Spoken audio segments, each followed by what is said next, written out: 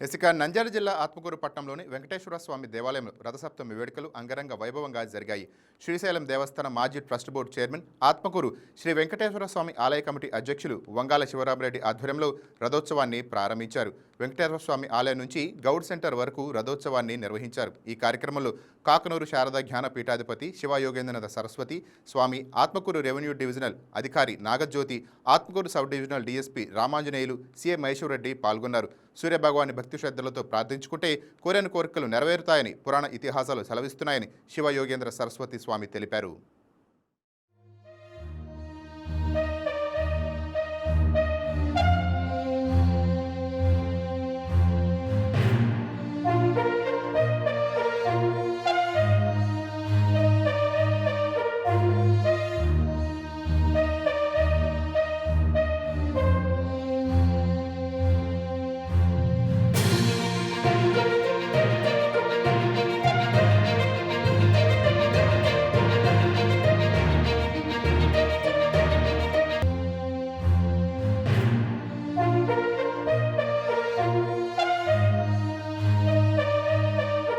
భగవానుడికి రథసప్తమి యావత్ భారతదేశమంతా కూడా మన అనాది ఋషి పరంపర ఈ రథసప్తమి గురించి ఈరోజు విశేషముగా అన్ని క్షేత్రములందు కూడా ఆ యొక్క సూర్య భగవానుడి యొక్క అనేక పూజలు, వారి యొక్క అనుగ్రహం కోసం మనమందరం కూడా సూర్యుడు లేకపోతే ఈ దేశానికి వెలుతురు లేదు కాబట్టి సూర్యుడు ఉండడం వల్లనే మనకు యావత్ ప్రపంచానికి కూడా వెలుతురు జీవన్ యొక్క విధానం జరుగుతున్నదంటే సూర్యుని యొక్క కృప, సూర్య భగవాన్ యొక్క అనుగ్రహం ఉండడం వల్ల మనకందరికీ అనేక ఈ యొక్క సృష్టి స్థితిలో అంతా జరుగుతున్నది. సృష్టి జరగాలంటే, సృష్టి ముందు కొనసాగాలంటే సూర్య భగవాన్ అనుగ్రహం కావాలి. కాబట్టి అందరూ కూడా సూర్య భగవాన్ అనుగ్రహం కోసం మనందరం కూడా పాత్రలు కావడానికి అనేక.